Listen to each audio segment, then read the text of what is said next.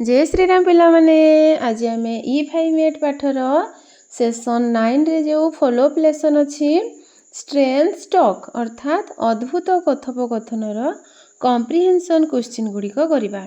एठी देख पिला माने बेंग आउ कपोत विषय देछि ताहले देखिबा आमे से माने सॉरी डक कहले बतक बेंग आउ बतक विषय देछि। तो बेंगर रड़ी कौन क्रोक क्रोक आउ डकर रड़ी कौन क्वाक क्वाक। तो सेमानंको जो सेमानंको जहाँ भी कहगले आमर बेंग को कहले बेंग कौन कहूँ गुड मॉर्निंग कहवा बदल से कौन कहूँ क्रोक क्रोक कहूँ। आउ आमर डक डक को जदि पचारिबा तुमे किपरि अछ से कौन कहूँ क्वाक क्वाक। आम कवि सेटा कहउछंती। ताहले चलो आमे कॉम्प्रिहेंशन क्वेश्चन गुड़िक करवा।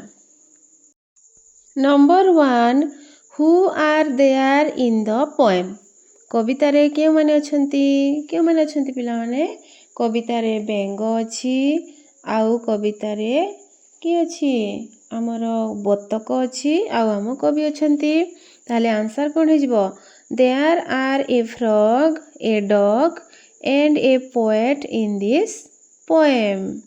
Number 2 Where did the frog live? बेंगटी केउठारे रहउथिला?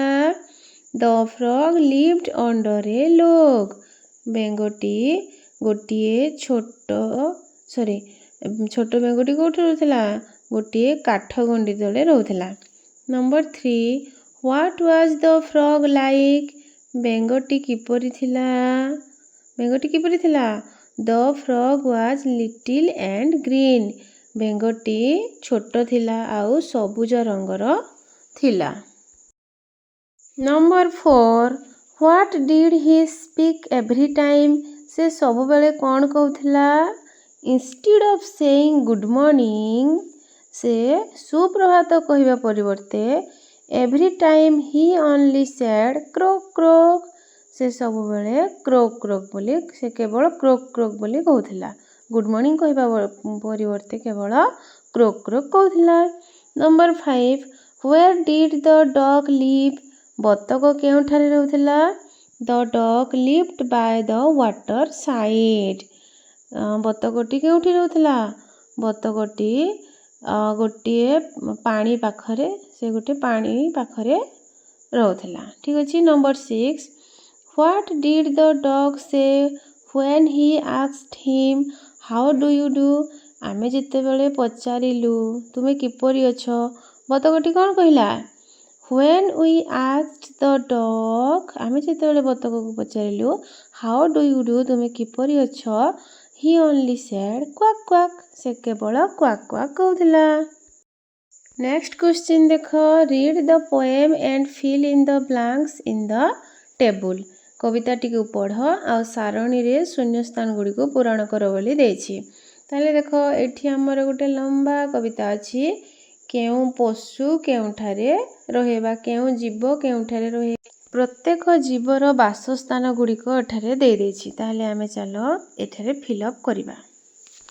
काओ काओ रो वासस्थान होछि बार्न। चिक रो वासस्थान होछि पेन। हॉर्स रो वासस्थान होछि स्टेबल। फॉक्स रो वासस्थान होछि डेन। बियर रो वासस्थान केव।